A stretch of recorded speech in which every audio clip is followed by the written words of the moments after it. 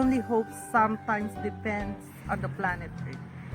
It depends on his capacity to reach and help us.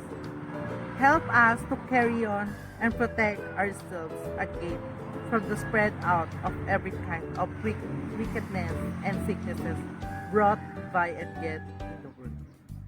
With this kind of sublime gifts, we can do a lot of things, especially in time of crucial events.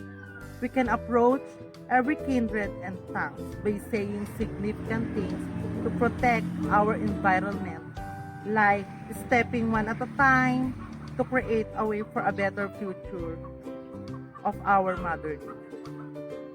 The great rule that we should offer unto the majesty of our nature is to set a good example and encourage them to be aware and conscious pertaining about the nature.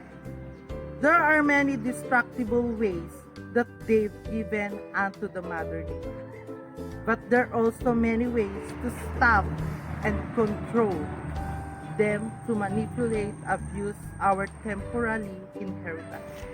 If there is anything ridiculous, abusive, mocking, and harmful events against our Mother Earth, please apply the following stop. This is Joshua Castro Javier, an advocator for a simple development about Mother Earth. Please do the following and apply it in your life. This is also invitation of encouragement. Thank you.